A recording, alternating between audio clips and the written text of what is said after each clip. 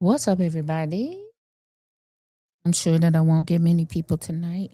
I'm not sure if people were expecting me to come on tonight. I have been on quite a bit this week. Um, I know I'm pretty exhausted, but we need to get this ballot situation. We need to get to talking about this ballot. We need to talk about Dalton, and we need to discuss a myriad of things.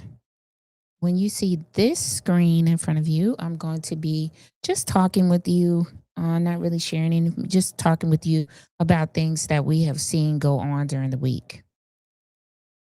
Let me get to speaking to everyone that is in the chat or that is going to be in the chat. Hold on one second. Again, I want to thank everyone that likes, shared, or is subscribed to this channel. Thank you to all of my mods that mod here and make this a safe environment for people to express their views and their opinions in the comments. So share this video with anyone that you think needs to hear it. I would say share my video into these groups, but my videos are not welcome in most of these groups because my voice does not matter, so I've been told, or so it's been shown to me, and that's fine. I don't have any problem with it because the truth has a way of just getting out regardless of what's happening. So I'm going to speak to everybody. Let me see who's up in here. What's up, Wyoming gal? My favorite gal, always here when you can be. Thank you so much. What's up, Jim C? How you doing? So I'm just gonna get right into it because we gonna have who we gonna have. We probably not gonna have anybody but us. So let's get into it. So today was the court hearing for we're going to get into a recap of what's going on this week before we go into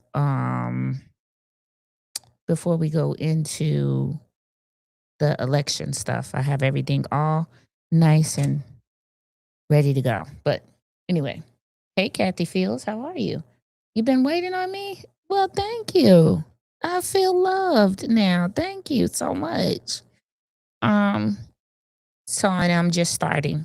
So the Village of Dolton had a meeting on Tuesday, I believe it was, asking the residents. They had a presentation by the law firm, the village attorneys, talking about the $33 million settlement, which we now know is not $33 million. It's actually 40 some million dollars. Hey, Deb Hill. Due to the interest that accrued at about $2 million a year. Judgment came down in 2022. It is now 2026. Yeah, that's about 4 years worth of interest. So 40 some odd million dollars. They refused to name the administration. They wanted people to believe that the administration that the lawsuit came out of was the Hilliard administration, and it absolutely was not. I showed you all by reading you all the complaint or the lawsuit that this incident originated in 2016, which was under Riley Rogers, and the lawsuit was also filed in 2019, which was under Riley Rogers. The unfortunate thing for Tiffany was that the verdict or the judgment came down in her tenure. So the judgment came in her tenure. And so it ended up being something that she inherited, as far as the judgment and what to do and all of those things ended up falling in her tenure. And unfortunate for her, she was in a tenure where she was being opposed by her board. And so that in itself is very difficult to navigate, as we all saw play out um, during her time. Um, but again, the lawsuit did not originate in her tenure. It originated in Riley Rogers' tenure, which they failed to mention and they failed to disclose to the public. It was like they intentionally wanted to put this on Tiffany because she's the boogeyman, right? Right. But wrong, because it was Riley Rogers who appointed the police chief of that time, who was um, Chief Collins, and it was under them that Lacey and Officer Perez were hired. Um, Whatever back door that was, that Lovey and Lovey, because those are not my words, those are Lovey and Lovey's words. Whatever back door that was opened, it had to be opened by one of those people, the mayor or the police chief. Okay, had to be opened by one of those people. Um, hey Bobo, what's up? And so then we saw the House administration um, let the residents know that property taxes would be affected if this bond was given, if the family was given the judgment uh, at the hearing that happened on today. Okay. My problem is the families, they wanted judgment. A young man's life was taken. Another young man's life was severely impacted for a slow roll through a stop sign. It seems like to me that no one in the House administration has any compassion for what actually happened, and they did not even like Lewis Lacey.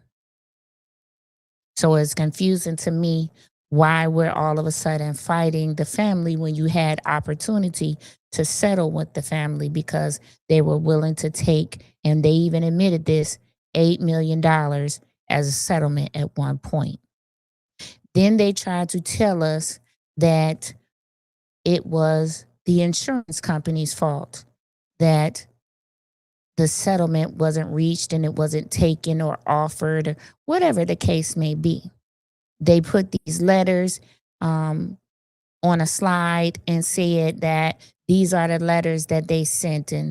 But where are the letters that you received from the insurance company saying that they were not going to accept this settlement? We saw the alleged emails or letters that you sent, but where are the letters that the insurance company sent the village and the board stating they were not going to accept or pay out the settlement?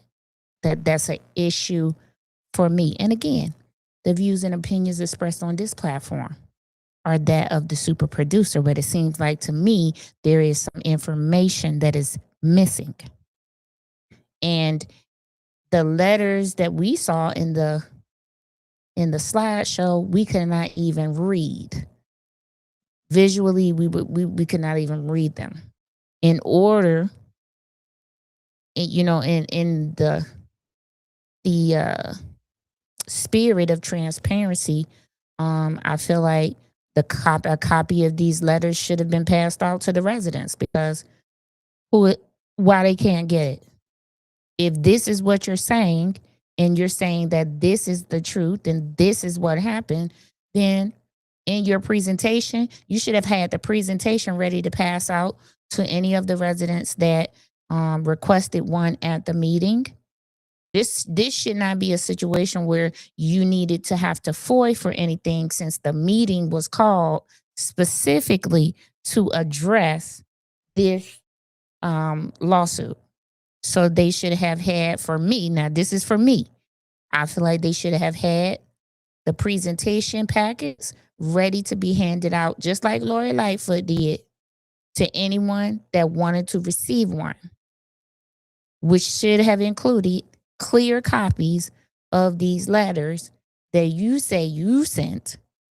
And again, I'm going to say this again. Where was the letters that the insurance company sent to the letters or emails that the insurance company sent to the village rejecting this settlement agreement or rejecting your um, recommendation of accepting the settlement? Where is their emails to you? Because everyone's going to be a CYA on this one. So they're going to cover their ass with some stuff too. And they're going to make sure they have something on paper that they sent you to say that they're not going to accept or pay. That's the one thing I feel like we don't have. If you agree if you agree with that, we're missing some information when it comes to that because we don't have any communications from the insurance company that they were rejecting this. We just saw emails that the lawyers say they sent to the insurance company. If you feel like it's some information, let me know in the chat how you feeling about that. So today was the day, and they asked the residents to log on to a Zoom to essentially, if you ask me, create chaos. That was created chaos. That was calculated chaos that they knew they was going to create in a Zoom situation, getting all of those people in there. And I did not join the Zoom because I was not going to be told to join a Zoom and create no circus when these people deserve to be paid. I was not about to do it. But there were people in there that were letting me know, what was going on. I believe at one point there was something going on in the chat, and there was still misinformation being given by the board as to saying that the insurance company didn't want to accept the settlement. If I was in that chat, I would have said, please provide proof. You can post it on the village page where the emails came from and said that the insurance company was not going to settle or pay the settlement or pay their portion. See, the village should have settled at $8 million because they did illegal stuff. Instead, they rolled the dice and lost. That part. Okay? Wyoming gal, those kinds of Zooms are not always chaotic. They're only chaotic when certain people are involved in them. But they are not always chaotic. See, what's going to happen is we're going to essentially mess things up for ourselves because the chief judge is going to say Zoom is getting too chaotic. And because Zoom is getting too chaotic, we're going to close that off to the public. And if they want to come in person and view these cases, then they can come in person and view these cases. We have to start thinking about the things that we are being asked to do and what will be the consequences of these things that we are being asked to do. Don't just blindly do something because somebody asked you. We need to stop doing that. We need to stop doing that. I'm going to say that we need to stop doing that. And that's why I did not join the Zoom, because I was not about to be a part of some calculated chaos. When I'm going to say this again, a young man lost his life far too soon. Another young man has been critically injured, and his quality of life has been severely impacted by two people, according to Lovey and Lovey, who should have never been hired because they did not go through the proper channels in the first place, and they did not get any training, and they did not take all of the testing. These decisions occurred under Riley Rogers and that board. At one point, the board included a certain number of people, and then it included another certain number of people, and they continued to push the bullshit down the road. At any point, a board member, a council member, a trustee should have been able to contact the attorney and say, I would like to go into executive session to talk about the termination of these two officers because of their actions and now this lawsuit. Anybody could have done that. No one chose to do it. These are the people that are making decisions on behalf of you. Anyone, I'll say that again, anyone could have done that. And no one chose to do it. Proof should be shown that the insurance refused to settle for $8 million. And I agree. That is what I'm talking about. When I went back to view the meeting again and view the slides and view, all of the inaccuracies in the information and everything we were shown, I said, wait, where are the emails or the letters from the insurance company saying that they are refusing to do this?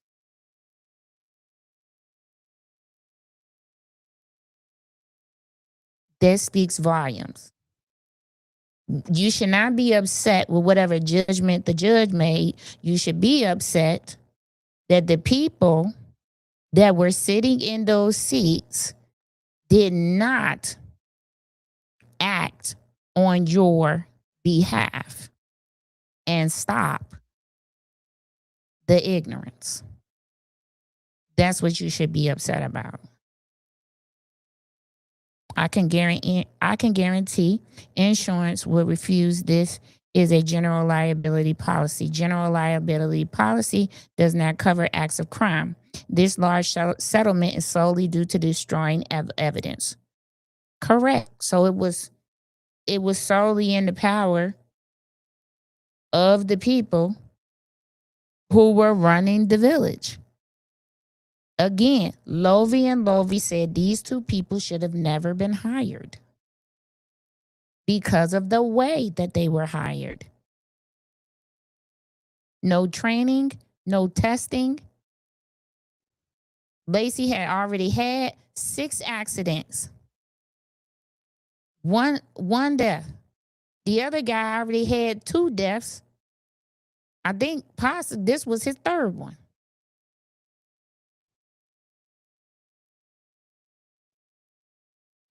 If you watch the special meeting, they even admitted insurance is countersuing on the basis they don't cover spoilization of evidence. I mean, we get in there, investor, because, we always, I'm thinking the same thing you thinking.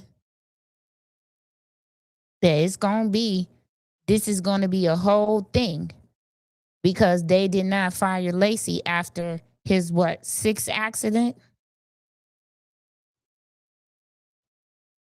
We are not here because of Tiffany Henyard. I'm going to say that again. We are not here at this $33 million settlement because of Tiffany Henyard, because she did not hire Louis Lacey. She didn't hire him. The responsibility we can give her is that she kept him, but she didn't hire him. We can't give her that responsibility. So there had been a lot of posting. And one other thing, there's another thing that I don't like. I don't like that Ben Bradley did this thing. I don't know if you saw it on Facebook or not, talking about, this was from the Henyard's administration. As a journalist, why would you report something that's untrue? Or at least skirted the line of truth. The judgment came down in her tenure, but it wasn't a part of her administration. But you didn't report it the way so that people can understand that fact. I don't like that. I'm sure that it works in the House's administration favor that you would report it that way, but that's not the truth. I don't like that. Now there has been a lot of posting going on the village page about, join the Zoom today, and it was the posting of the meeting and all this stuff. The verdict came down today, yet we ain't seen no posting of what happened. Good or bad, they should have posted the verdict if we being transparent. You done posted everything else. You done posted little short videos about what the mayor said. You done posted little short videos about what the attorney said. You done had Ben Bradley do some skewed reporting. But you was in court today and there was a verdict that came down. Yet we ain't seen no post about that yet. Because I would imagine that it didn't go in your favor. I would imagine that surety bond was issued. And brace yourself, Dolton, because them taxes, they about to go up 33 more percent, because there is a garnishment just issued on the village of Dolton. Already in a stressed financial situation. Who's benefiting from this situation are the questions that we need to be asking. I know we can say the lawyers are benefiting because they are, charging, but at the same time, they're doing what lawyers do, right? They're lawyering. They're providing their service. And lawyers are a bit of a necessary evil, right? You have to have them to represent you in a court of law. You have to be a lawyer. I mean, so we can't necessarily do things without them. So they're necessary evils, right? So yeah, they benefiting. Who else is benefiting? Yeah, the CPAs are benefiting because they are not telling these people when they are getting in the danger zone of spending. But ultimately, who is benefiting?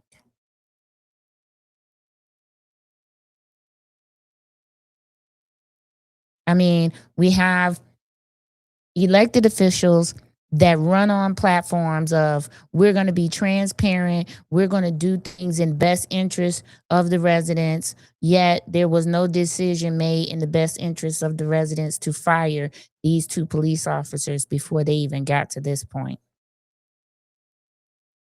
Yet there were no questions asked of anyone. No questions asked of Riley Rogers as the mayor as to why he allowed Chief Collins to hire Louis Lacey or Officer Perez without them having any proper training, taking any of the testing, or going to police academy. At least no lie detector tests or psychological tests were done either. I mean, who's benefiting from this chaos? And Dolton, if you decide to vote for extended term limits, these people will be in these seats. One term limit is 4 years. So if you extend the term limit, they could be in a seat for 16 years. The reason they want no term limits is so that they can sit in these seats and collect these pensions. Why? Because the longer you sit in the seat, the more your pension grows. Make sure that you're doing your research and thinking about why someone would want to do that. And with the current state of things that we are in, should we be allowing these politicians to sit in these seats for so long? Let me tell you, over here, the board that's over here on this side, some of the boards over here on this side look like, when I look at them on YouTube and when I be in person, it looked like I'm watching The Last Supper. I promise you, it looked like The Last Supper. I said, Lord, At any moment, Moses is going to walk across the front of this dais because that's how old these people looking. They Moses, Cleopatra, Pharaoh, they got to be their sisters and their brothers because that's how old these people are. Okay? Taxes will go up much more. This is going to create a property tax doom loop. 100%. Dalton raises, then the school, park, and township raises taxes every year. This increases on top of all of the other things. Listen, and you're right because it's going to compound. What is going to be? What they call it? Compound interest, right? It's going to compound because now they own the Pope's home. They still own it. So whether Rucker pays rent or not, they're responsible because the building is still owned by the village. So whether he pays rent or whatever that lease looks like or whatever that agreement looks like, the village is still going to be on the hook for whatever is going on over there. Maintenance wise, bill wise, all of that. Yeah, Wyman got the last suspect. I'm not joking. Look at some of these boards. You can look at the current. Let's look at the Senate and Congress. Just look at them. The Last Supper. You look and be like, Lord, he about to. Lord, just if I was going in there to them chambers, I'd look around and be like, Lord, just don't let nobody expire in these seats while I'm in here. Cause I know at any moment the freaking court jester gonna come dancing across this thing and they're gonna bring out the feast of many fishes on the table. I mean, it's crazy. The Village of Dalton attorney claimed the property taxes will increase by 16 yearly. Kathy Fields, it's going to be a far worse situation than that.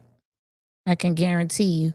They still have what? Don't they still owe on TIFs and they still got bonds that they owe on? And yeah, it's getting ready to get really crazy. And how are you to get new businesses in a village that has a surety bond issued? Who want to put their business in a city with a garnishment? I ain't doing it.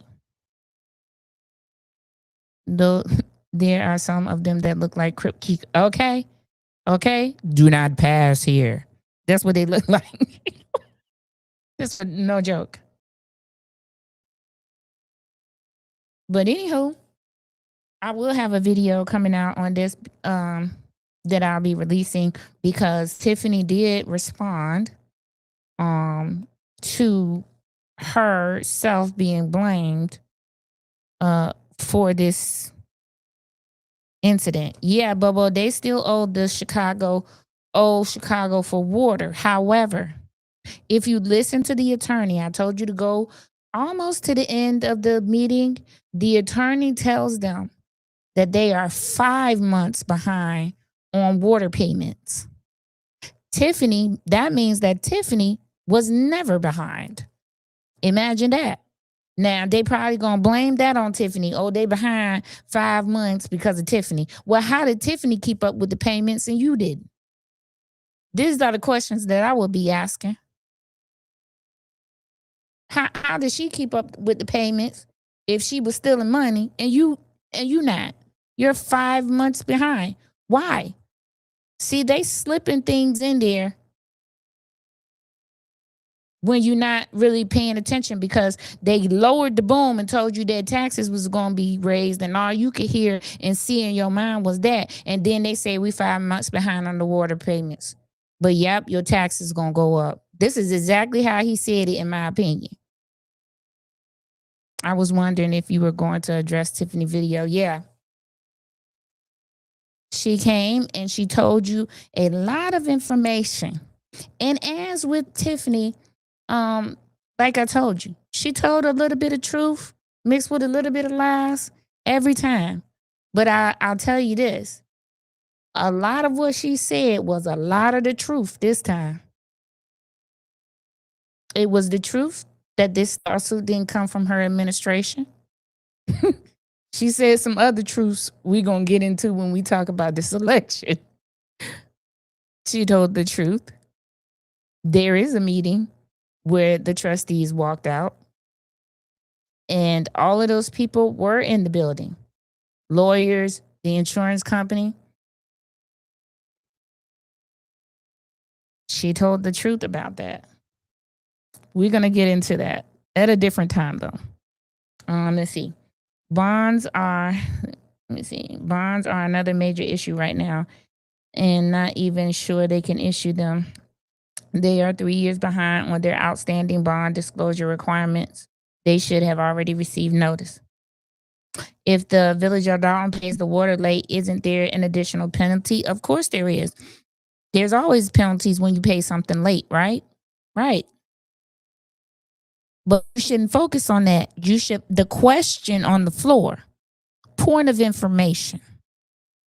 Point of information should be, why are we 5 months late on the water bills? Because you said Tiffany was the problem, yet 5 months ago, she wasn't in office. You were.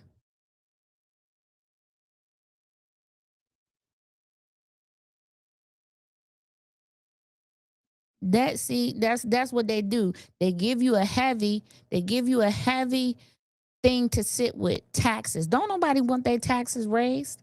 They already high enough. So you got people sitting there saying, "Oh my God, they're gonna raise the taxes again. How am I gonna afford my mortgage?" This is what people are thinking. They're not listening to you. We 5 months behind on the. Let's see what 5 months ago was. Hold on. I'm getting my calendar. 5 months ago. So 1, 2, 3, 4, 5. So we'll say end of August. Okay, we'll say end of August. Yeah, Tiffany wasn't in office. You was. You took office in May. So why? If Tiffany she gave over the seat in May, she wasn't behind on water payments. You started being behind on water payments in August. Why? And did anybody, here's my other thing about the family. If they was willing to settle for 8 million, why didn't anybody massage that relationship? Why didn't anybody reach out to them and check on them and say, "Hey,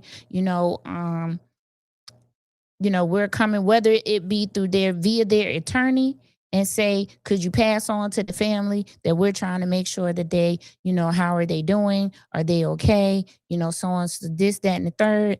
This is just a little letter from the village to let you know what, you know, you didn't need to buy the Pope's house. You could have sent a check for $375,000 and said, we want to send a good faith payment. Can we do payment plans? We want to send a good faith payment of $375,000. How open is the family to a payment?" You could have sent that via the lawyer. You could have asked them how they was doing, and then get the business down the end. We want to send them a good faith payment of $375,000 to keep this further out of litigation. How are they open to this? Then we would like to further open communication for payments arrangements. But this is our good faith payment. Not you offered to take them around to some abandoned properties that don't nobody want, and that then they're going to be responsible to upkeep, property taxes, and whatever else come with a property. I didn't ask you to give me more problems. I asked you to give me my money. Weird. That's weird. When did they buy the Pope's house? They bought the Pope's house after oh wait. I'm gonna tell you exactly because I looked it up the other day.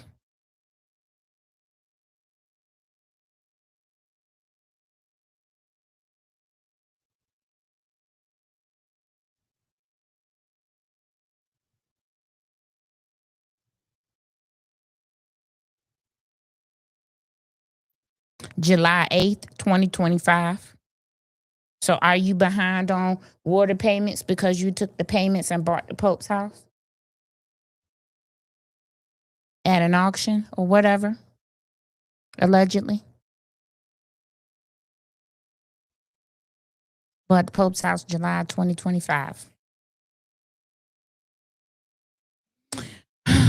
Okay, so we go from that fix it Jesus situation. I was just wondering if that was when they were falling behind on the water payments. It could have attributed to it, definitely. Because if they bought the house in July, maybe they had money to pay for nope, I said the end of August, right? I said I said let's go in August that they didn't pay the water bill. So right there. Right there. I know that's right. Listen, now you thinking. See, sometimes you have to just sit with this stuff. Sometimes I don't, that's why I don't comment on this stuff right away because I need to sit with the information. I need to reconcile in my head what happened, what's going on. Anyway, so that's that situation. Tiffany came out. She spoke. If you haven't seen it, go over to her page. She has it still up there. Go over to her page and see what she had to say. It's colorful commentary as always.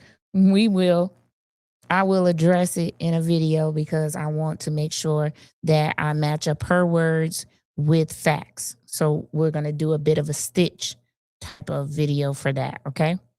So be looking for that. So then let's move from that to Harvey, right? So Harvey has a meeting upcoming on Monday. Of course, I'll be in the building. They are supposed to do the vote for interim mayor on this day. They are also supposed to do the vote for a clerk to finish out this clerk's term. Now, let's talk about this clerk situation because I'm going to read something in your hearing, which you can go look up on Substack if you so choose to. But I'm going to read it in your hearing, and it's going to be located on Substack if you want to hear it. Now, Harvey is in probably the similar situation as Dolton, with the exception that their mayor has passed away. And so they were without a clerk since October, without a mayor since last month. And so, and we know that their financial situation is pretty much the same, if not worse, than Dalton's. But they're pretty much running neck and neck, if you ask me. The total debt that Dalton is in, the numbers that they are giving out, I don't believe they are correct. And that's just my opinion. They're probably in the same amount of money as Harvey, if not a little bit more, since this judgment or this surety bond has been issued by the judge. If that's if that was happened today, which I believe that's what happened today, because the judge, after 7 years or 4 years or whatever, 7 years since this incident occurred, 4 years since the judgment, I would imagine that the judge is sick of hearing this and seeing this case. But that's also my opinion. And so what they decided to do, so Shirley Drewinski is the mayor pro temp, sitting mayor pro temp at this time. Again, there's a meeting, a Harvey meeting on Monday, which I'll be in attendance. I also want to state that they are going forward with the same agenda as the former mayor.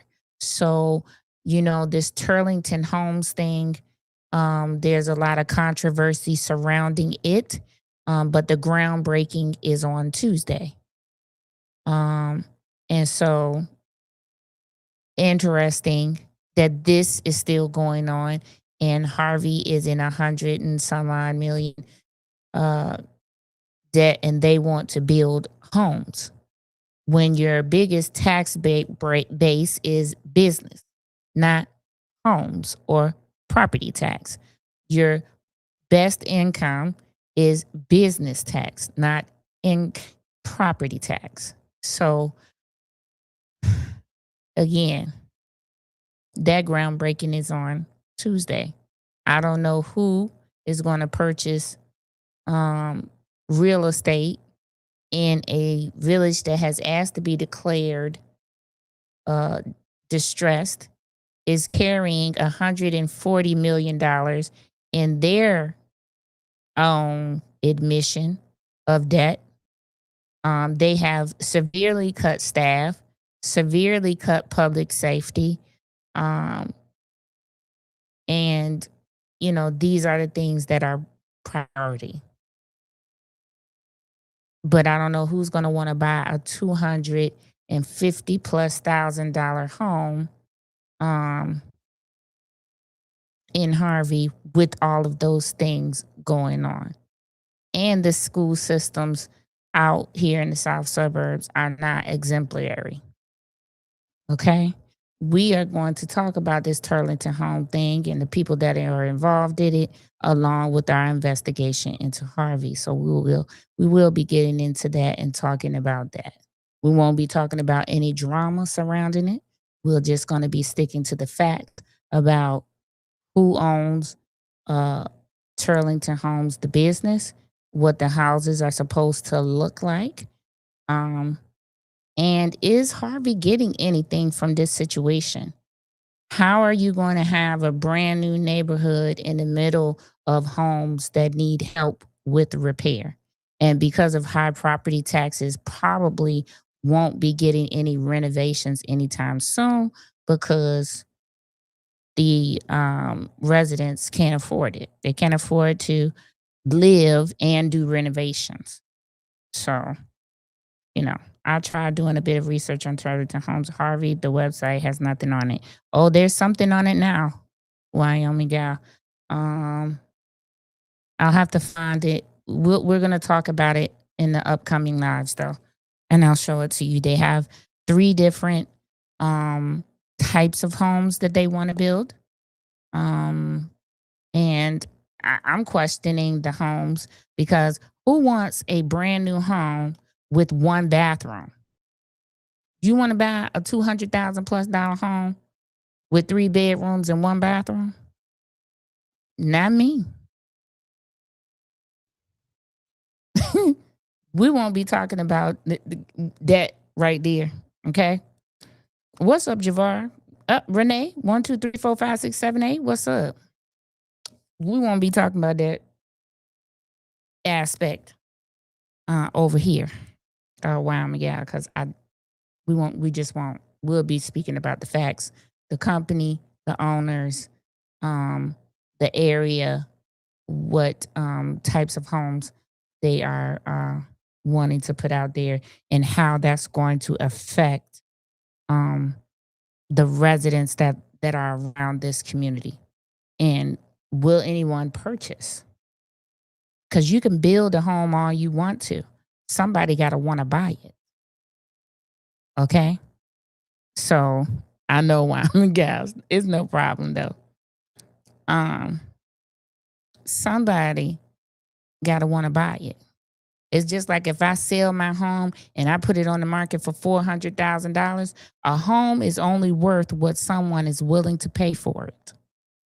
Okay? While I may think my home is worth $400,000 and the assessment and all of that says this and that and third, and I tell the realtor that I want to get $400,000 and they put it on the market, if don't nobody want to pay $400,000 for it, it won't be sold for $400,000. See, so that's what I'm saying, right? Okay.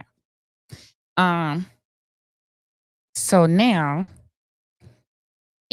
also in the village of Harvey, the mayor pro temp said that they were, and this is the part that really gets on my nerves, is that they were going to create a committee that had 1 resident from each ward on the committee to be able to interview the candidates. Okay, to be able to interview the candidates for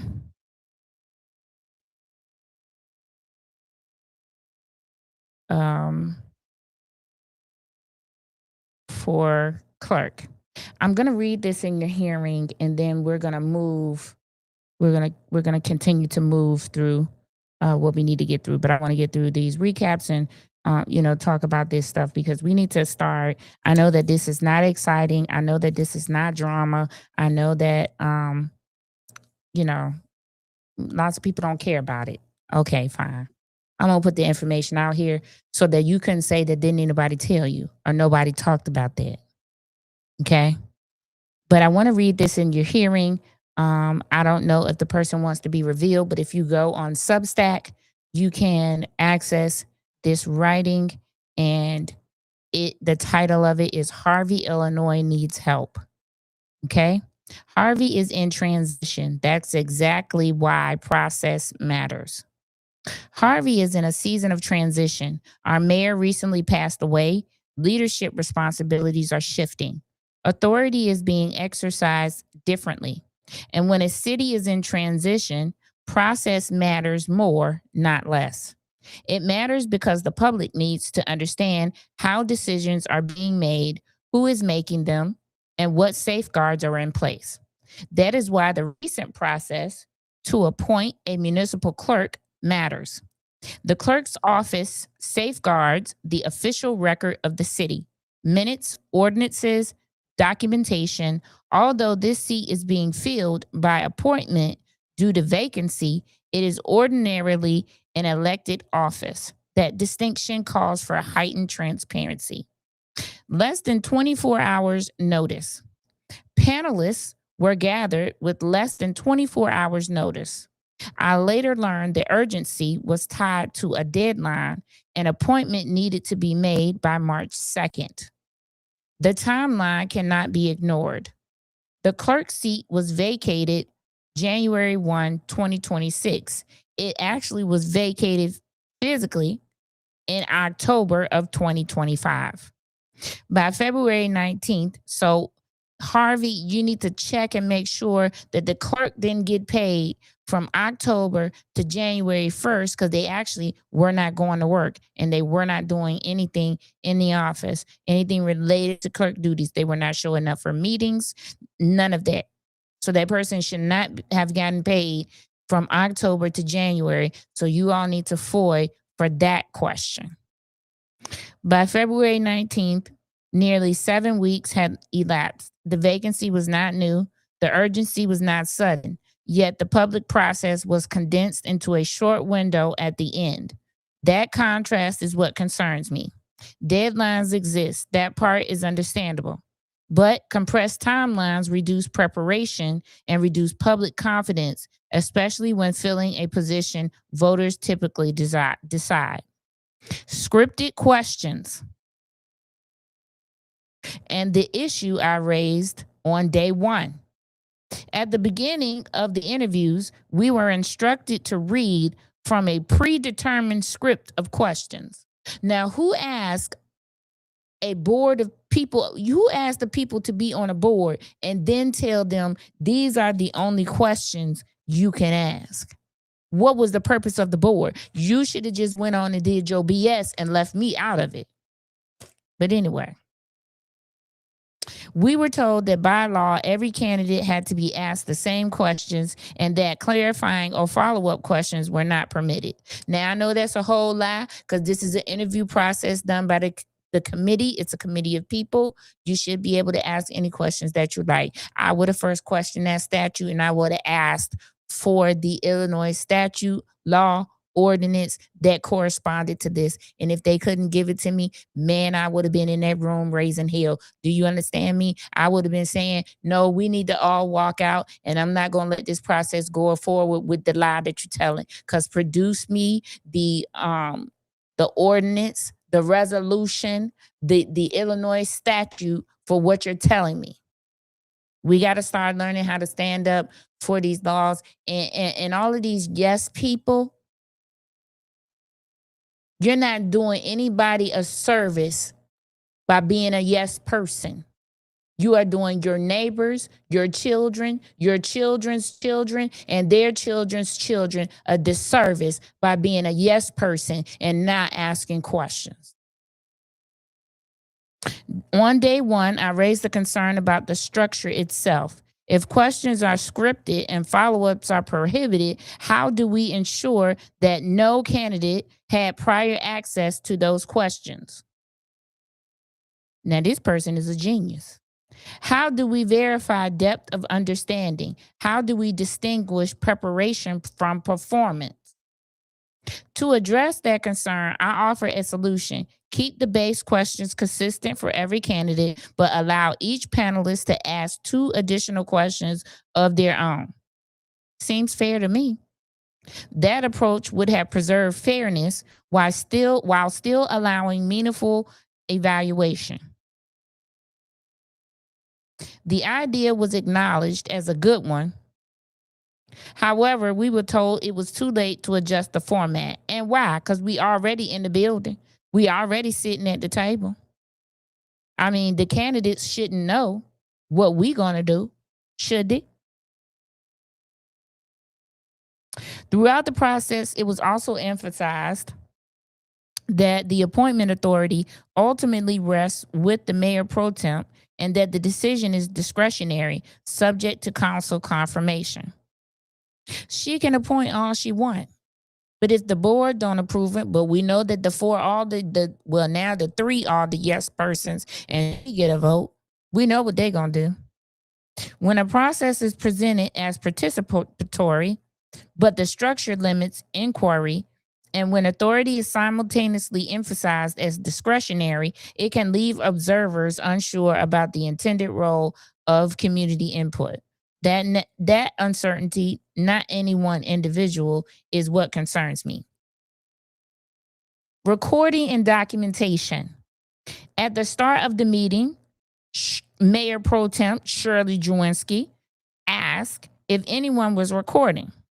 I began recording at the same time the official recorder did. So they recorded this process, but they didn't want to be transparent and allow the public to view it. So what was they recording for? What were they recording for? Is my question. Later, recording by panelists was discouraged with the claim that it could expose the city to legal liability due to applicant information. What are you asking the applicant other than their name? Because confirmation of their address should have already been done prior to selecting their resume. The lies keep rolling in, Jesus. Yet this is a public appointment to fill a vacancy in an office that is normally elected. Transparency and documentation should not be treated as a threat. Documentation protects the process, it protects the city, it protects the public. The former clerk's participation in outside dynamics. Now, let me know how the former clerk can show up to an interview process, but she couldn't show up for a meeting from October to January, which allegedly should have been her last day. Okay. The former clerk was present on the panel and participated. During the interviews, she was referred to by different names on different days, which is how I realized she was the person who vacated the seat. When I asked when she vacated, she stated January 1. I offered my condolences. Later, Shirley returned and explained to the panel that the vacancy was due to the loss of her son and spoke about how painful that is. I don't mean no harm and condolences to that woman, but what the hell do they have to do with this clerk job?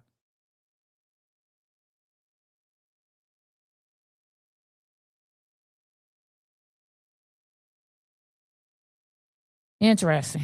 I agree losing a child is devastating, but the timing of that explanation also signaled that conversation had taken place outside the panel discussion itself. There were additional moments that raised questions about neutrality. After one interview, the former clerk pulled out a personal book and wrote down a candidate's name. That raised a reasonable question. Why? Was she planning to research candidates outside of the panel process? Yeah, because she don't have anything to do with them anymore. She's not going to be the clerk. What was the value in remembering that name? And if outside research is happening, what standard applies? And is it being applied equally? She also stated she was suspicious about a candidate the panel responded positively to. Of course she was, because the candidate did not mention military service. Another panelist agreed and said he wanted to know the same thing, raising the possibility of a dishonorable discharge. Now, who done died and made you Columbo? You know what? That stood out to me. If a candidate does not disclose military service, that is not automatically suspicious. Implying a dishonorable discharge without any basis is not neutral evaluation. It is conjecture. Just because they didn't mention they was in the military, and maybe they felt like they didn't have anything to do with them being the clerk, which it doesn't have anything to do with them being a clerk. When a panel is not allowed to ask clarifying questions, speculation fills the gaps. That is a structural problem. Rushed materials. At one point, materials were provided with little time to review. I requested more time to examine a resume before discussion continued. That request not without visible reluctance. If we are evaluating candidates for a public office, review should not feel rushed. Well, we already know they be lying, because Corinne tried to say she didn't have no information about that panel and about that forum, and I showed y'all that letter that went out to the businesses in January that had the panel. Okay, never mind. Conflict safeguards. A sitting council member's spouse was an applicant. Who didn't see that coming? That council member was present first day of interviews and in the building during the process. Why? Because they should not have any part in this process. He was not in the room during the spouse's interview, but he had observed earlier interviews and heard questions asked. So let me get this straight. So whoever it is that was on the board whose spouse was going to be a candidate, they had inside information on the questions, because these two people go home together. You listening, Harvey? I hope you listening about this clerk process, because they already had the person that they wanted to choose, because the system to select someone was given under false pretenses to the public, like the public was going to have a voice in choosing, when they absolutely do not.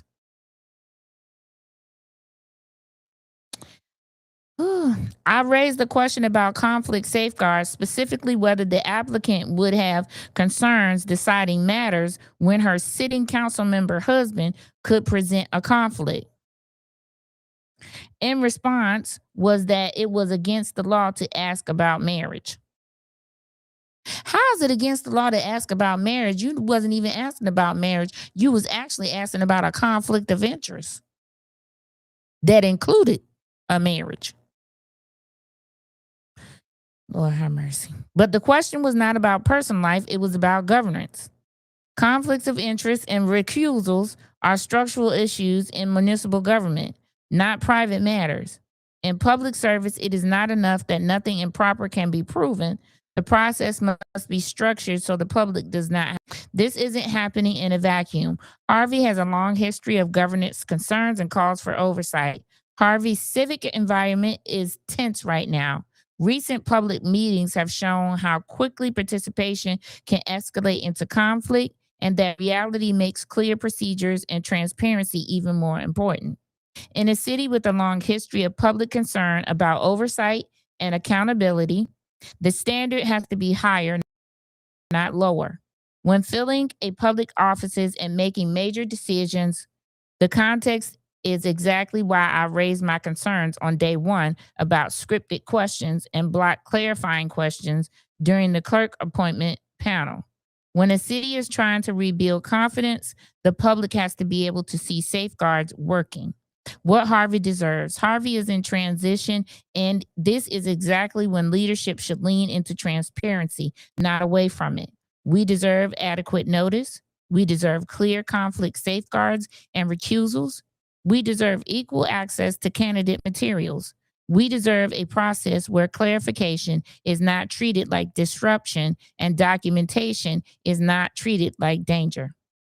Public trust doesn't break in one dramatic moment, it breaks in patterns. When decisions feel managed, when questions are treated like problems, and when community input is invited but structurally boxed in. Harvey doesn't just need decision, Harvey needs confidence in how decisions are made. A special meeting has been scheduled for Monday to select the next clerk. This is a defining moment, not because of who is chosen, but because of how the choice is made. I will be there not to disrupt, not to accuse, but to observe, because in a city rebuilding trust, sunlight is not an inconvenience, it's a necessity. So there you have it. The transparent, non-transparent process. Okay? So let me see what somebody said here. Her losing her son is no one's business. Exactly. Not nobody's business. So, here we go. Okay? So Monday is the meeting. It's going to be held at Thornton High School. So there should be plenty of room for everybody to be able to view the process that is about to happen. I will be there live. So we'll be doing that on Monday. Okay? That's what I wanted to say about Harvey.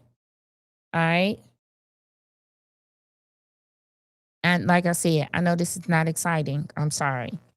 But I feel like we need to start having these conversations. We need to start putting out true and correct, uncorrupted information.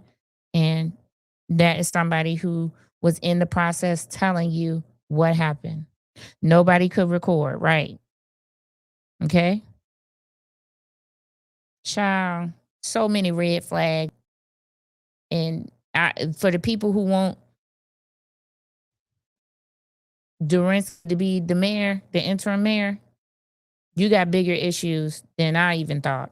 Because, this is what you're going to have to deal with, but I would never vote her as the regular mayor. Put it that way. All right. Now, let's get to the matter at hand, which we got to start. We need to start on the ballot. We need to start talking about these candidates, right? Right. Let me see. Okay, good. So, I'm going to enlarge this a little bit. All right. So this is a primary election, and this is what the Cook County ballot, the Democratic ballot. So they'll ask you Democratic ballot or Republican ballot or nonpartisan ballot. The Democratic ballot has, hold on, because I forgot to pull up a ballot.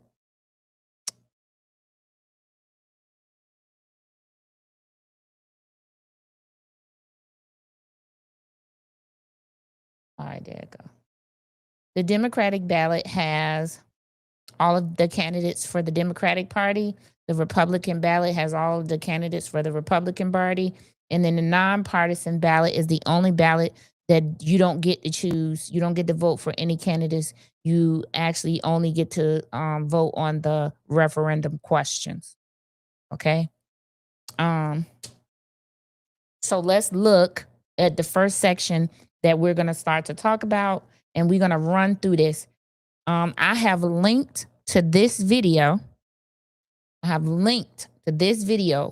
All of the articles that I am using to have the discussion with you about the candidates.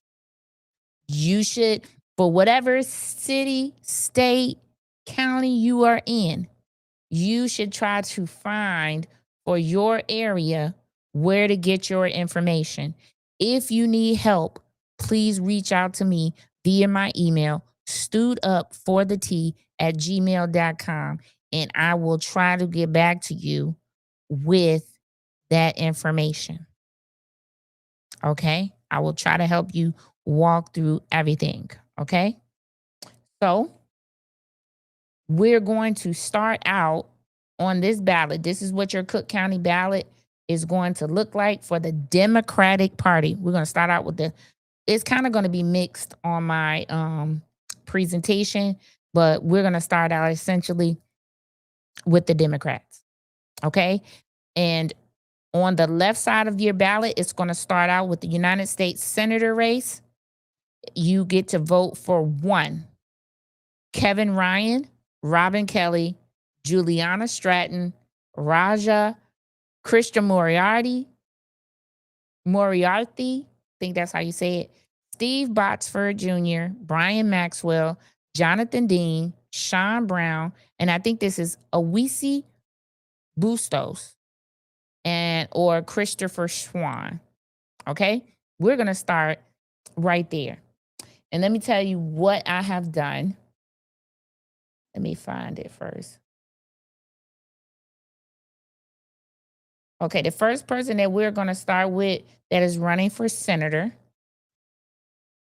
is Juliana Stratton. We're going to start with her. Okay, so what I did first was I broke down the candidates. These QR codes take you to their website. So that QR code will take you to her website. If you want a copy of this, you will have to email me and I will send it to you as an attachment if you want this page. Okay. This is Juliana Stratton, in case you don't know what she looks like or who she is, because a lot of these people we don't see them until they come and ask us for our votes. She is actually the sitting current lieutenant governor under J.B. Pritzker. Okay. I'm just gonna read from the paper first, okay? Background and biography. And it's short. I kept it short and sweet. Juliana Stratton is the lieutenant governor of Illinois and a former state legislator. She has focused her career on equity, economic opportunity, and community investment. Experience. She has served as lieutenant governor since 2019 and previously represented Chicago's 5th district in the Illinois House. She has worked on gun safety, education, and health care initiatives. Strengths. She has strong executive experience, statewide name recognition. I don't know how, never mind. Close ties to the Democratic leadership and a record on social justice issues. Concerns. Some voters view her as closely aligned with establishment politics. She is closely aligned with the machine, if you want layman's terms. Critics say she has limited independent legislative leadership at the federal level. That means she do what she told. That was just layman terms, not my opinion. Layman terms of that. Okay? This is her. Now, this is what I suggest that you do. I have that for you publicly. There's a website. This is linked to the video. Okay? This is linked to the video.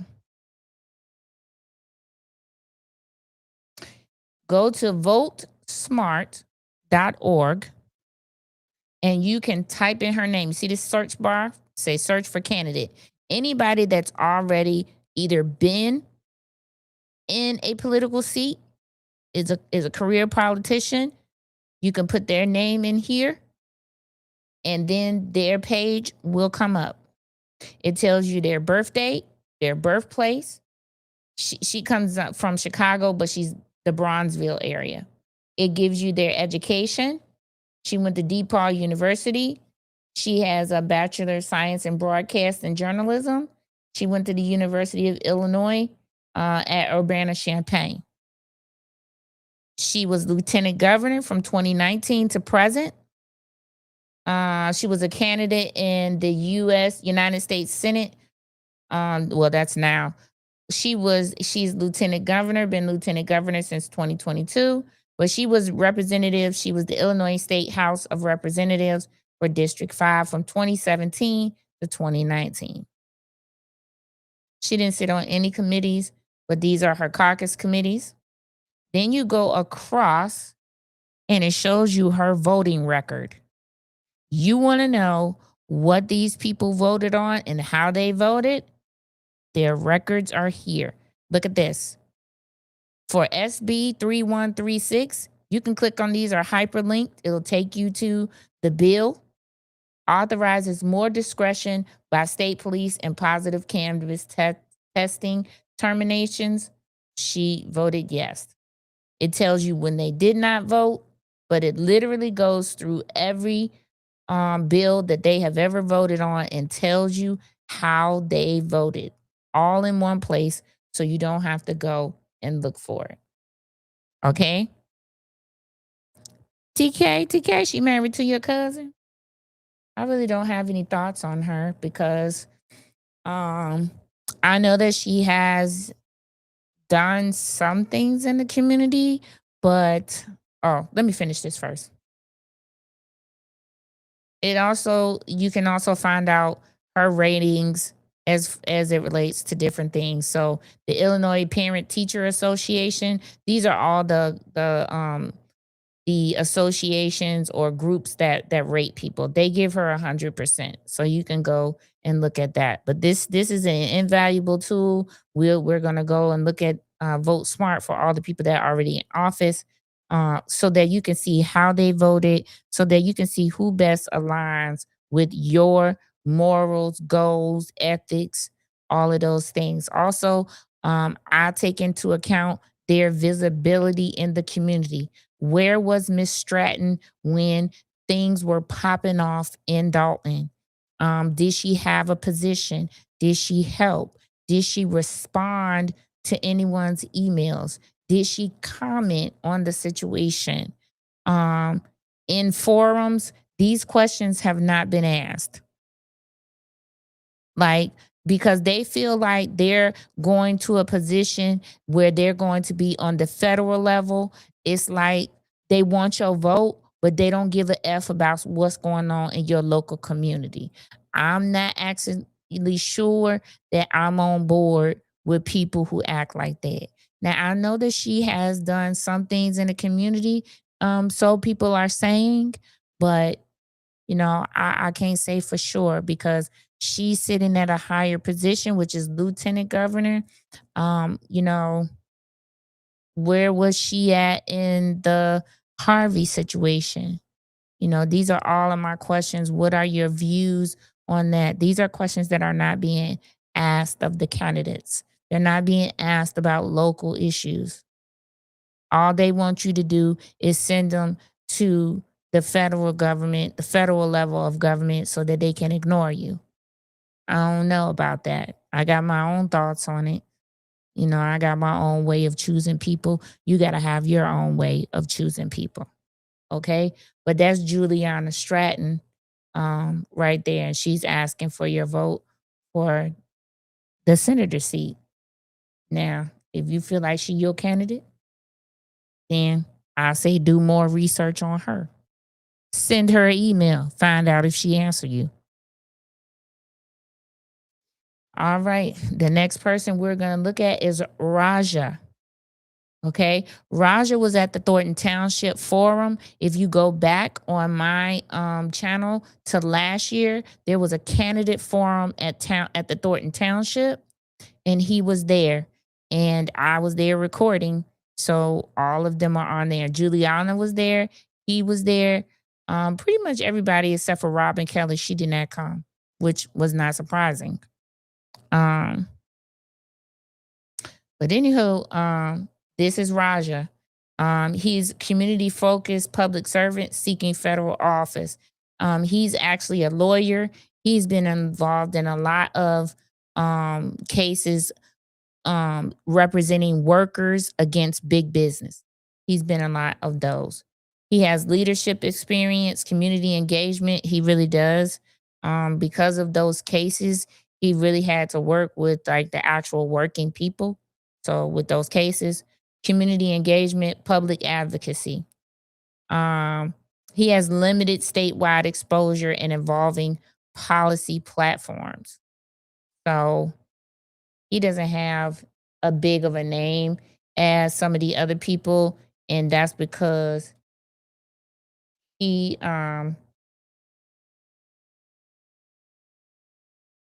So, and that's because he hasn't been a part of the machine. Um, and that's just my own feeling. Hold on. I'm trying to look him up on Vote Smart so I can see if he's gonna be there for you all to be able to ooh, for you to be able to look him up. Because if not, I have another thing that I have to show you, another tool. Voting is tedious. When it comes to voting, you should be very educated about who you're voting for, and you should know things about them.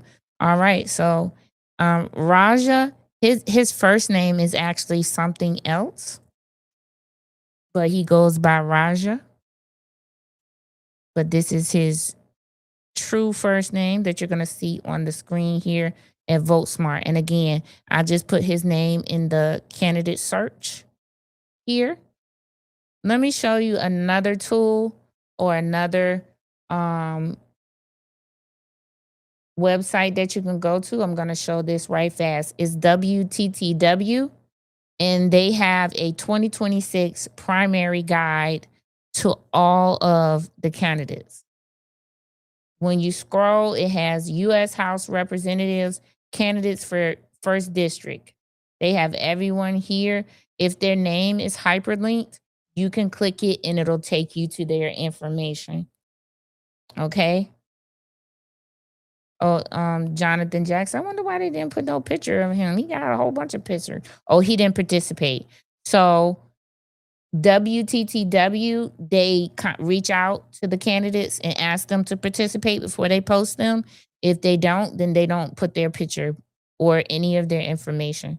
They just tell you that they didn't participate, which I think is great because it shows you, what the candidates might feel about the public. I mean, in the spirit of transparency, if somebody reach out to you and tell you they're publishing something and they want to include your information, you might want to, it's a place that everybody can go, is visibility. So this is for U.S. Representative, the second district. These are all the candidates. They are all listed there. Again, if they're hyperlinked, they participated and you can click on them and it will take you, to their information, their specific information. All right, so let's go back to Vote Smart so we can look at Christian Raja. Let me see what somebody said. Previously accepted campaign contributions from CTO of Palantir, a company with contracts to provide technology to ICE. Good things to know. If you don't, agree with them accepting that money, then make your choice. Gives you his birthday. He's from New Delhi. He lives in Schaumburg.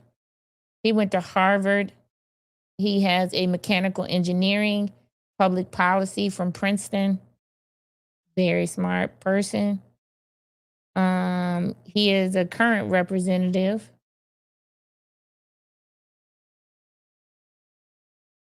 Yeah, he's a current representative. So, and he's ran for several different positions too. He currently sits on some committees, the Central Intelligence Agency, the CIA, Committee on Oversight and Reform. These are all the committees that he sits on. If you click these hyperlinks, it'll take you to his. Let me just show you where it'll take you. It might not take you anywhere.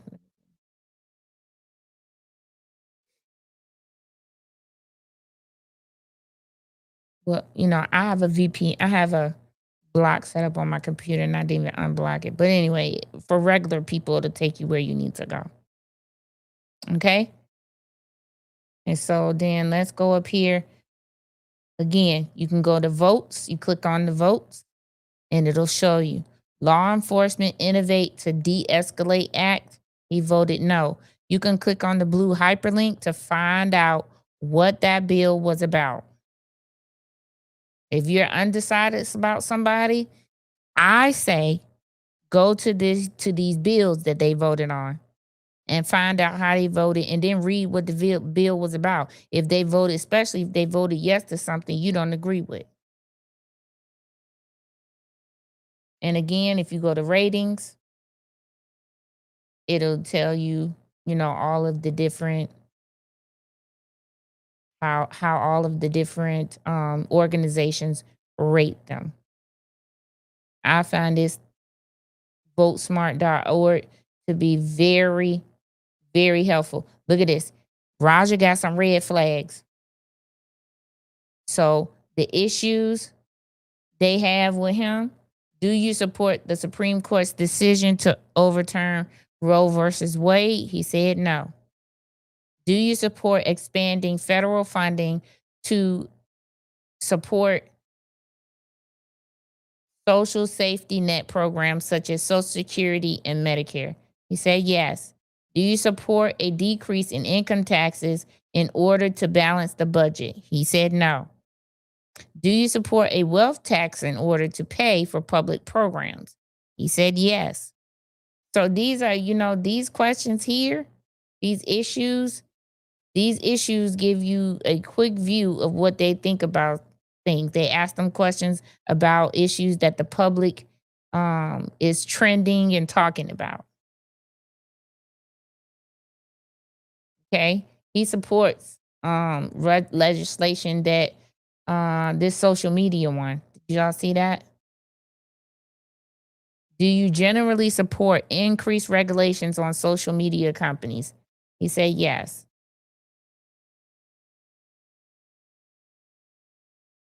Okay.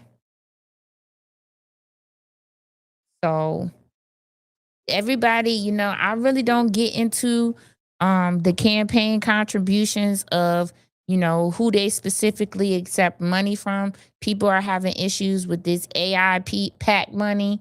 Um, they're having issues with other types of PAC money. The fact of the matter is, when it comes to contributions in these PACs, um, people anonymously donate.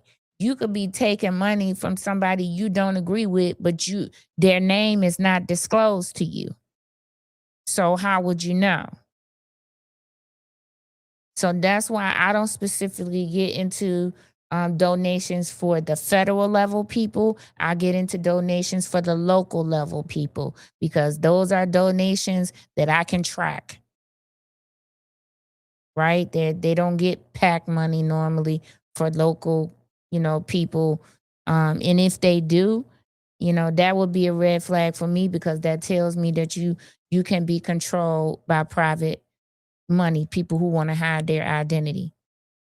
So I like to look up the local people more so for that because the local people's decisions are directly affecting me, like in real time.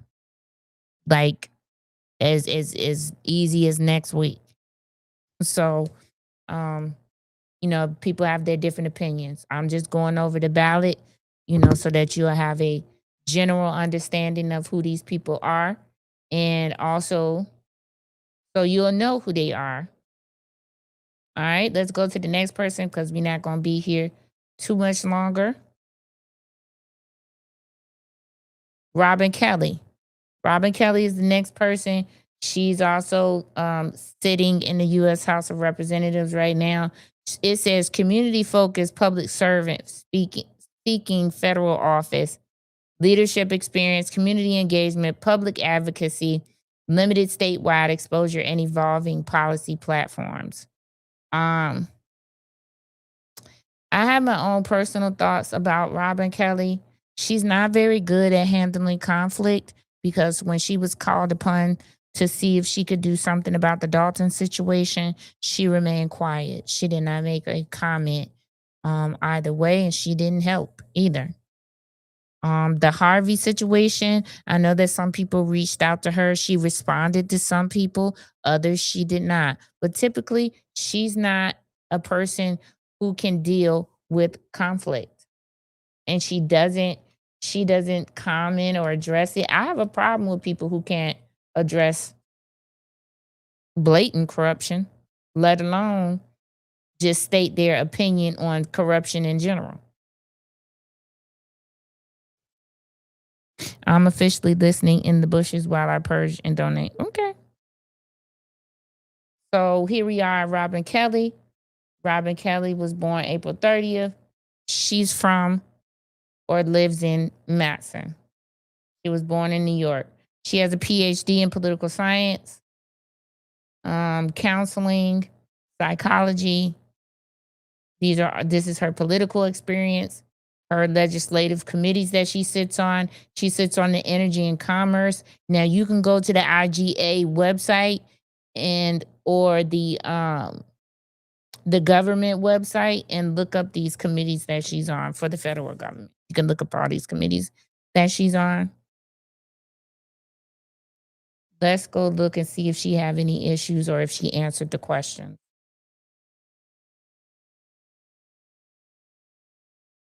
So she answered abortion should always be legal. So she got all of her questions. Some of them looks like she got answered here.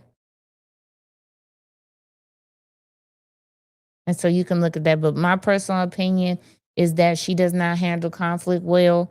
Um, and she's not very outspoken about corruption, even on the local level. So I can't imagine that she's saying anything on the federal level. However, she has come out trying to put some legislation forth to impeach the president. In my opinion, it's election time. That's what I feel about that. That it's election time.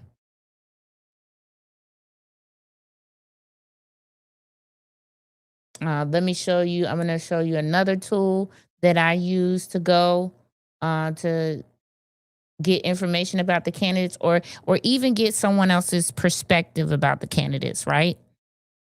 So I go to the Chicago Sun-Times. They have been doing some great articles.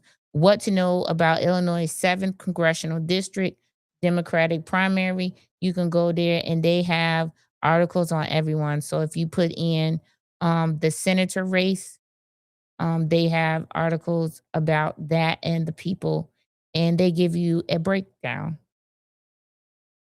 So, what does a U.S. representative do? I think that we need to know that because the reason why these people are so standoffish is because they believe that um, they don't make an impact um, on local governments. They have no power over the local governments, so they say, right? But that doesn't make any sense that as a US representative over a district that includes several municipalities that are financially crippled, that you cannot appropriate funds back to, and these people are your constituents.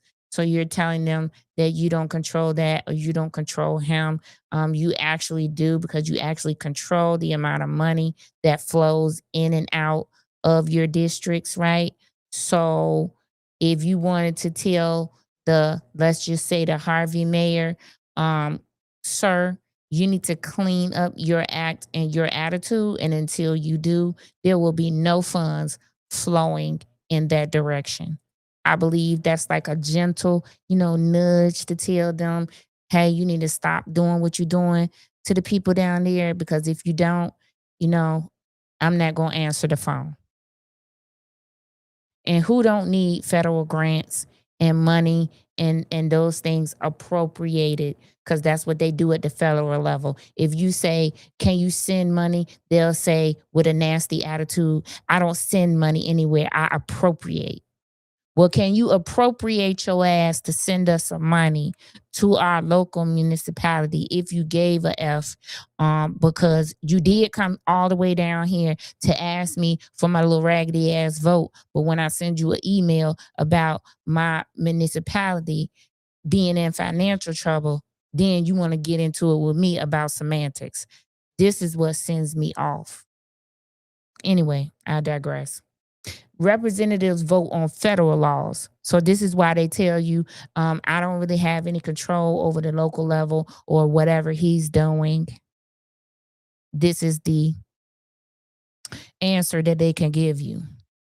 advocate for their districts, and work to secure federal funding and other resources for constituents. So this is when I go to, yeah, but it is your job to go down there and advocate for money to be appropriated back to me as your constituent.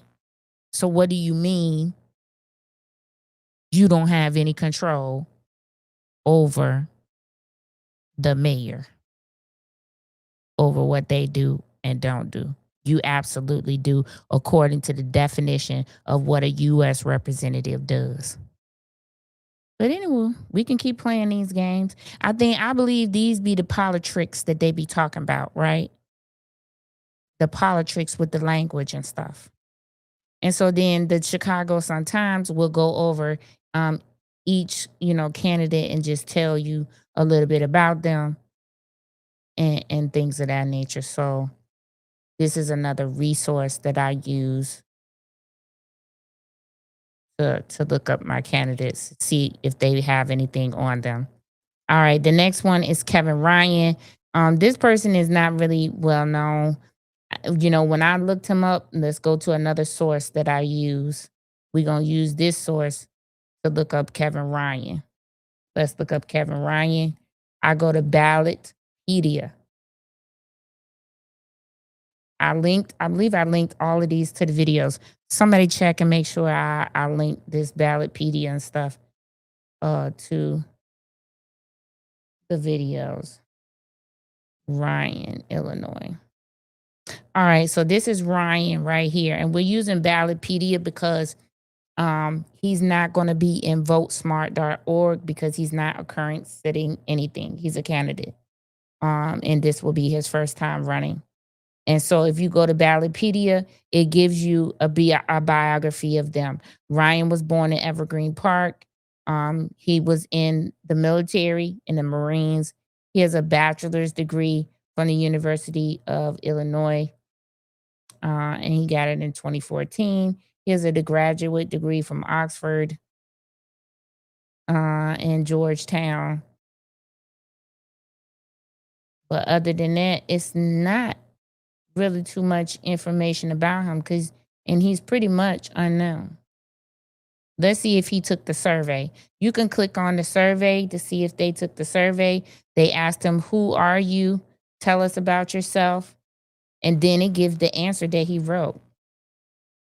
He said he grew up in Orland Park, tell you where he attended high school. He tell you some stories. And you can just read all of these questions about him. This question I'm interested in. You see, you can read through the questions and see which questions you're interested in. So I'm on Ballotpedia right now. We are looking up Kevin Ryan. And if you click on under his profile, once you click on his name, there's a line there that says, go to the answers, the survey questions. And right now, a referendum on the ballot is concerning term limits. Kevin Ryan says they asked him, what are your thoughts on term limits?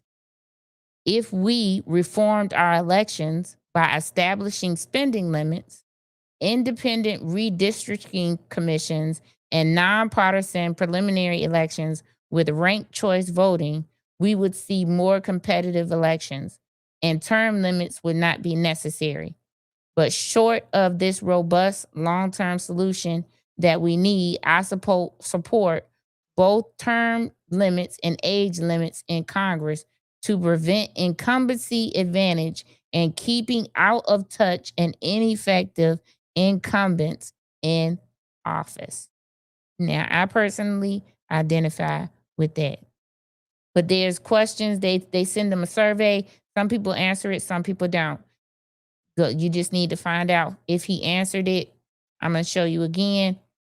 Once you look him up and he comes up right here, it says click here to read survey answers. Because he has no history, right, in Congress or anywhere, that's where you want to click to find out his answers This right here kind of gives you a brief synopsis of his background. It's like his resume. Okay. The next person is Steve Botsford. The same thing with him. He's not going to be in votesmart.org because he's not currently um in sitting in any type of political seat. So you're going to go to Ballotpedia and look him up. I hope this is beneficial for somebody. I did want to run through just them first, and then we will run through the other ones on different live. We'll get them all done before election time comes so that you can make your decision. Here is what Steve looks like, and it says he's from Barrington, Illinois. Let's see if he answered the questions. He did. Guess what? He graduated from Notre Dame. You better. Okay, you can see he has an MBA. Let's see. Did he answer the term limit conversation? He did. And he said he support term limits. Long tenures can create complacency and culture where holding office matters more than solving problems. You better talk about it. See, that's why you have to research these candidates. I agree with that. I resonate with that. But if you don't, you know, that's your business.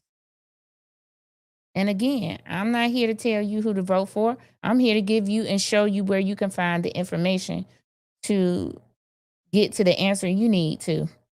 Sean Brown is the next candidate. We're going to put him in Ballotpedia too because he's not a sitting person. This is Sean Brown.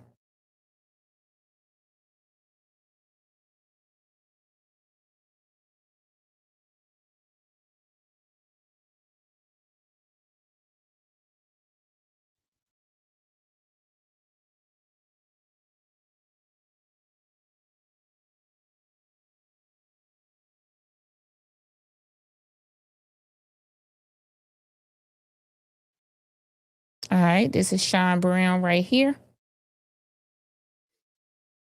Let's see if he answered his questions.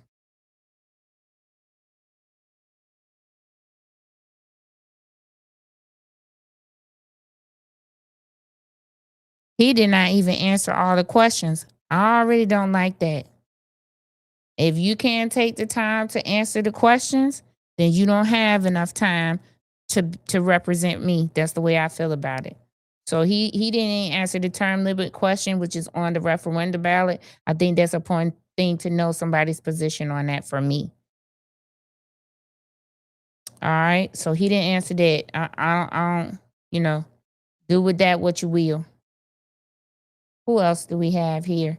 Jonathan Dean. He's another person that is not currently sitting. Brian Maxwell. A lot of these people you're not going to know. Owisi Bustos. You're going to go to all of those websites. Christopher Swan. You're going to need to go to Ballotpedia for all of those people. And I will say, check their survey questions. Check their survey questions. I don't have any dirt to tell you about these people, those people personally, because they're not, visibly out here. I actually have not even seen any of those latter people campaigning. Sometimes I be thinking that these people just be, placeholders, if that makes sense. They just out there to split the votes. Cause I haven't seen any of these people. If you in Illinois, have you seen any of these people campaigning? I ain't seen no Kevin Ryan. I haven't seen no Steve Botsford. There was a forum at South Suburban, but it was not broadcasted where these candidates for the U.S. Senate race were supposed to be having a debate. But I didn't see the rest of these people listed. I know that Juliana was there. I know that Robin Kelly was there. I know that Raja was there. But them other people, I be thinking that when you see these other people and you don't see them nowhere else, they actually be people who work for the people and they just be trying to split the votes or whatever. Cause I ain't see these people nowhere. But that's just my opinion. All right. That's the first part of the ballot. I hope you have enough information to start researching or even looking up some current people and finding out what they doing right now. Okay. Um. Oh, good. An hour and 45. Okay. That's all I got for you tonight. I ain't gonna hold you because we done lost a lot of people because they don't care about this.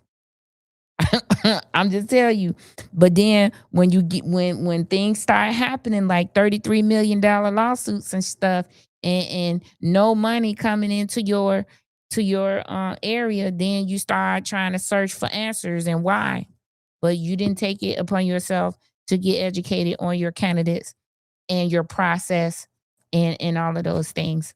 But keep in mind that the people on the federal level, they feel like they don't have any influence over what a mayor does. I just showed you that was a lie. A lot of these candidates, I'm not going to be voting for because I don't see them. Like me, I'll vote for some off candidate in this category because the other three people was nowhere visible when that stuff with Dalton was going on, whether it been to calm the situation or to definitively state a position and say, I'm not gonna put up with this in my district. So you know, the top three people are not even really on my radar to be voting for. I'm really looking at more so these other candidates to find out what they about. They haven't been visible enough for me though either. This be the tough choices in Illinois because you don't have the quality of candidates you need because this is it election time in Illinois is nuts. It's nuts. It's a whole bunch of mudslinging. The US representatives, which we're going to be doing on the next live, that's been a whole bunch of mudslinging, name calling. I mean, just complete nonsense. Instead of you getting up there telling me what you plan on doing, you over here talking about somebody else. Sir, I don't care. Or ma'am, I don't care. Stop saying and worrying about what the other person has done, doing, who they getting money from. I mean, because we don't really know who all of you are getting money from. We don't know really who are all the people donating. We might see a man named Reed Reefer. He could be the biggest drug dealer in the area, but we ain't gonna know that. So I don't care. Tell me what you plan on doing. We need to start hearing some platforms. We need to start hearing some plans. We need to start knowing that you understand what is going on at the local level. However, you cannot change it, but you can influence it. So I need to be aware that you understand that even though you're at the federal level, your influence at the local level is probably, something that you can do. You can talk to the mayor. You can take a meeting with them. You can ask them, hey, a lot of my constituents within your borders is emailing me about stuff that's going on. Tell me what's happening in your opinion. I believe that they can help in that instance. And let it be a warning to the mayors to let them know. I mean, you do understand that I do appropriate funds to that area, right? And I got people who vote for me and are counting on me at the federal level to help telling me about what's going on. But anywho, That's all out of me. Y'all might need a day off uh or so from me uh broadcasting. So I'm gonna try to get a few videos together and get them set up to launch, and maybe I'll get y'all a break. But we need to get through the next time we come, we will be looking at the US House of Representative candidates, and there are 11 of them. So brace yourself. That probably will be the only thing that I will come on and talk about. I'll probably end up doing 2 lives a day. So if I have to come on and talk about the Dalton situation and the Harvey situation, we'll be doing that in one live, but then we'll be doing this candidate thing in another. Okay? Um, listen, thank you for supporting this channel. If you give to this channel, if you watch this channel, you like these videos, thank you so much for participating at this platform. Um, I do appreciate it. Again, I don't know how much longer I'm going to be doing this because I'm about to turn my attentions to something else because people do not care. They do not care about information. They care about drama. We have been so indoctrinated to ratchet TV that that's all we care about. All we care about is ratchet TV. We want drama. We want suspense. We want all of that. We don't want facts. We don't want knowledge. We don't want information. Information that is really going to impact your life. We don't want that. We want nonsensical information. So thank you for tuning in. We're going to get figured out, or at least I'm going to get figured out how much longer I'm going to be doing this. I enjoy doing this because I enjoy teaching. I enjoy giving information. I enjoy feeling like I impact or have impacted my community in some way.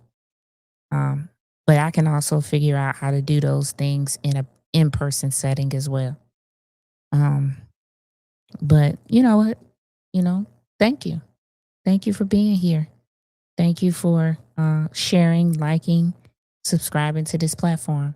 I am greatly appreciative of it. I enjoy my community. Private community, we're going to be back on the John Casbrick deposition late tomorrow night.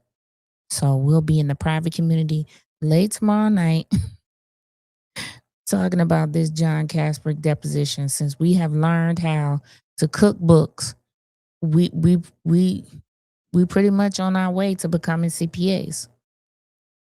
So, but you can quit only if you go to law school. Man, you don't know how hard I'm trying to get that in order. You have to know the right people in order to be able to have the doors open for you. And I kind of need some doors to open for me in the education section. I have a semester left of my psychology degree, but it's funding that I need to find in order to do that. So, and then be able to move on, right? Right. So, listen, I wish nothing but blessings for your life. I hope you have a happy and safe weekend. I want to give a shout out to a special friend of mine whose birthday is on Sunday. Everybody in the chat, I want you to say happy birthday to Renee 1234567 8. It's actually Renee 1231, I think.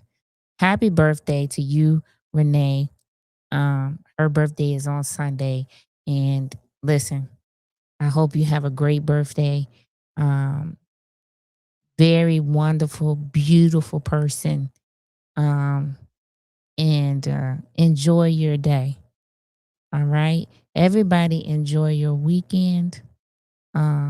Consider donating to this platform to help this platform continue to investigate these issues and these topics so that you don't have to, I guess.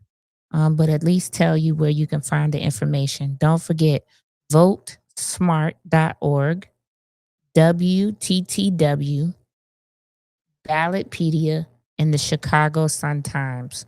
All of those are linked. All of those links are linked in the description so that you can find them. The next time when I see you, we'll be talking about the US representative race, which is a really hot race. There's 11 people. 11. Uh, and so we'll be talking about that. All right.